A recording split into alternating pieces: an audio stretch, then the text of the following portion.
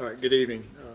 The purpose for this press conference is to discuss the most recent developments regarding the murder of 13-year-old Kanaya Baker.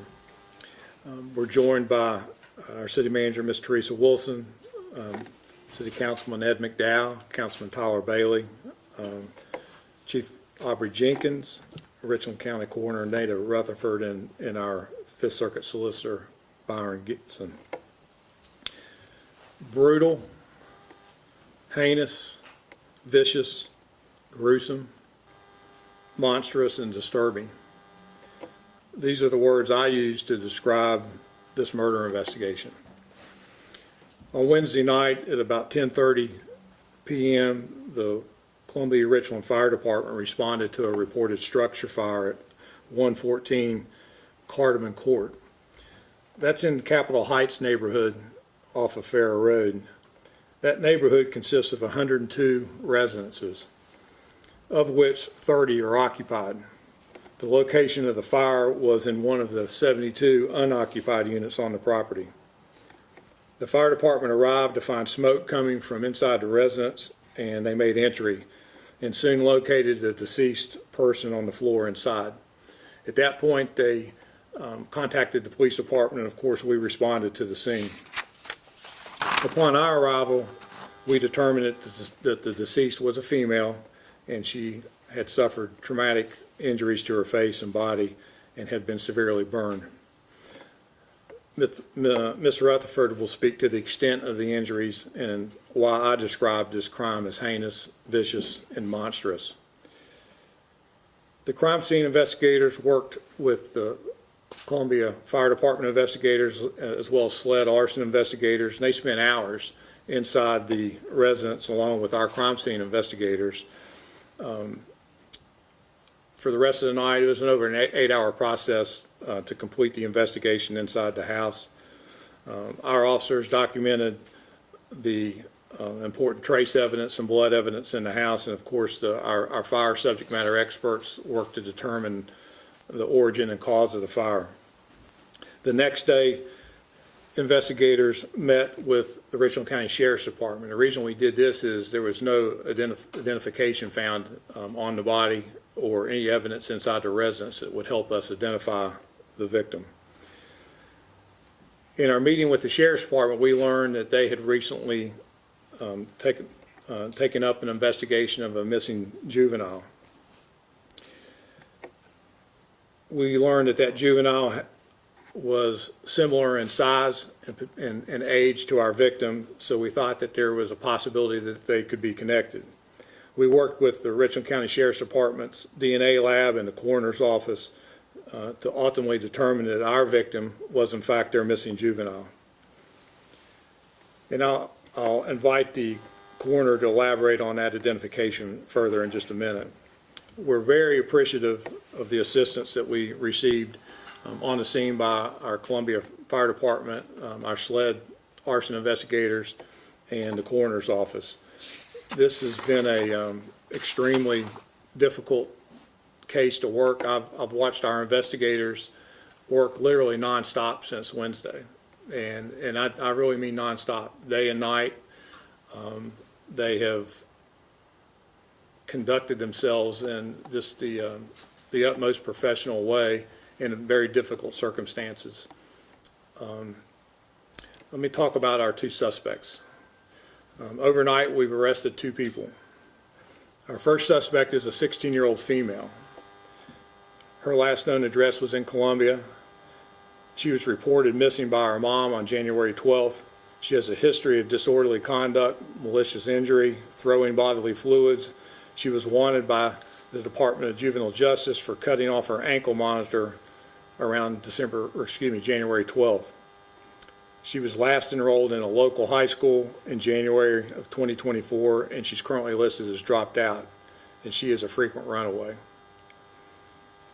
Our second suspect is a 15-year-old female. Her last known address is also in Columbia. She also was enrolled in a local high school as of last December. She is currently listed as dropped out, and she also is a frequent runaway. Our victim was originally from Sumter, South Carolina. She was most recently in foster care here in Columbia, Richland, and was reported missing on January 12th.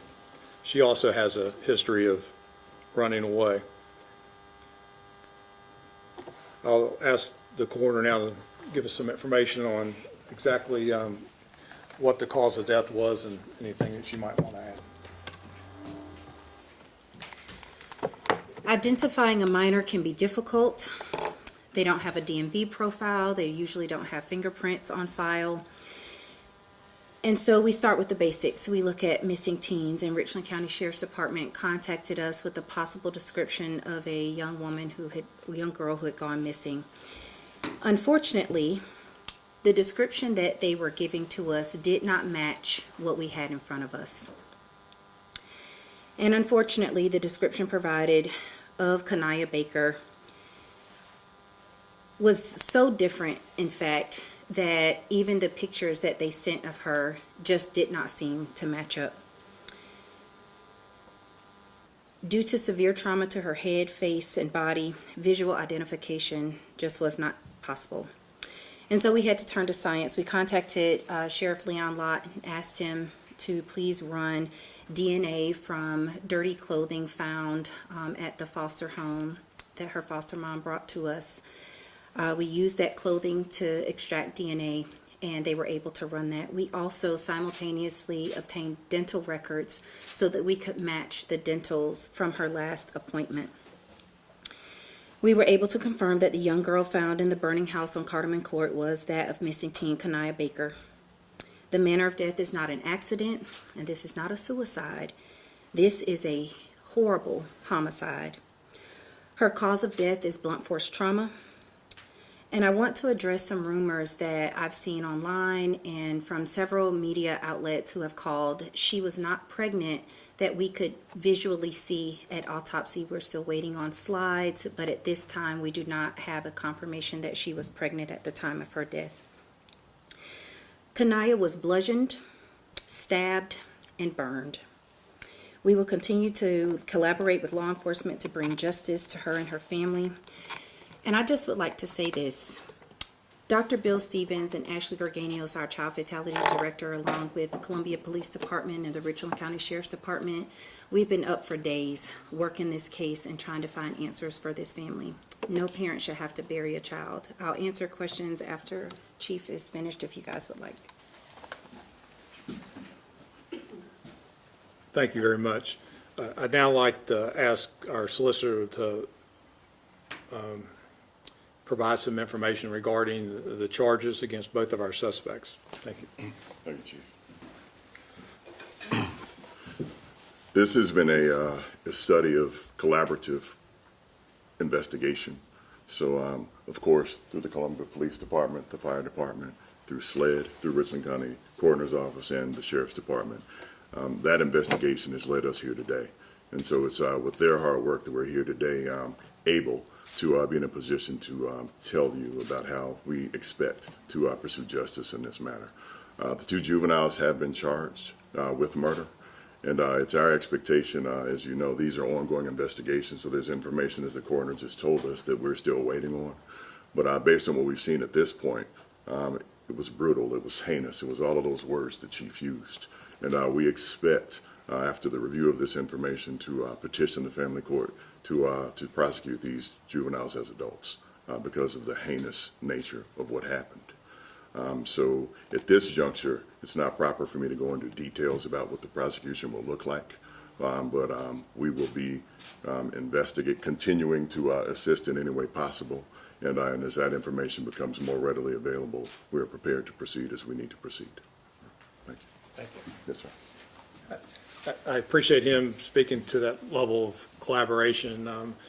Our violent crime unit, our police advisor, the solicitor's office, they have conferred throughout this, and that's how we arrived at where we are today. And I think it's also what makes us successful months and years down the road when we go to court and again seek justice for Kanaya Baker. Ms. Wilson, do you have anything you want to say? No. Okay. You know, we don't do these a lot, but it seems like the common theme as we stand up here in the times that we do is we talk about just the senseless violence that we see most often involving our young people and young adults. We can't even call this situation young adults, but everybody up here are parents, and this is gut wrenching. I watched and have watched how this has impacted our investigators, and I've also been moved by how they've maintained throughout this investigation. And, when you talk to people that have been involved in committing heinous crimes like this, you're looking to seek answers and read their reactions, but sometimes it's when there's no reaction is what's most troubling. And I don't know, where we're at as a society or a community, but this shocks the conscience to me. And, I hope as things move forward and, more details, come out and we're able to talk about it more, that we've got some work to do with our system. We've got some work to do with our young people. There's too much despair, and we've got to change that.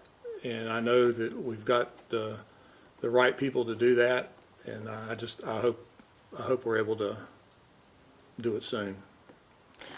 We'll take a few questions. It will be limited on what we can answer, but I'm glad to answer a few questions. You had mentioned that the two suspects were it was DJJ or DSS, you said? One suspect was wanted by DJJ, had previously been in their custody, was currently wearing an ankle monitor. She had removed her ankle monitor, so they had issued a pickup order for her to be returned to DJJ. The other suspect was not in DJJ custody or DSS custody, but was a frequent runaway. Do you know if Baker was ever in in DSS or DJJ's custody? That's not something that we are prepared to discuss this evening. But again, it is certainly fair to say that she had been a previous runaway. And do you know if any additional arrests are going to be made? We don't know if any additional arrests are pending. We do know that we have the two people that are responsible for the death of Miss Baker. Have you made contact with the owner of the house where the body was found, or taken any calls to that area before?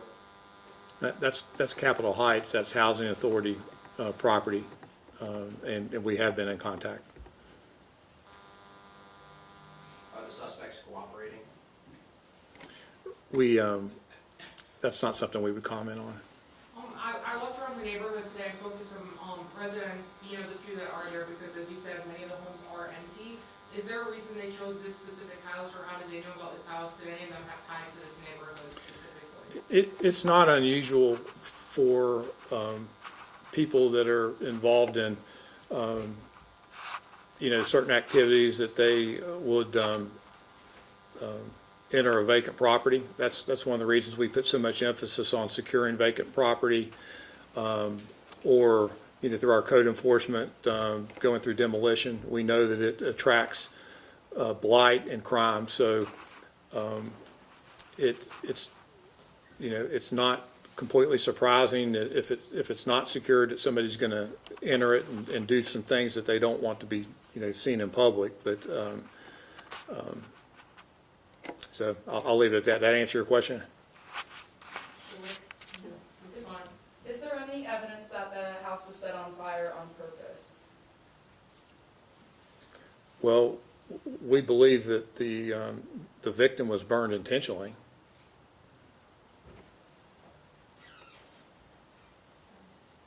Is there any, we're seeing a lot of, just everywhere, not just the city of Columbia, we're seeing a lot of, youth in general acting up. Is there anything you want parents at home, or any message you want them to know when we talk about situations like this? I think you got to be nosy and be involved in your children's lives and know where they are and who they're with and what they're doing. It's not that difficult. You got to be involved and know where your kids are. Thank you.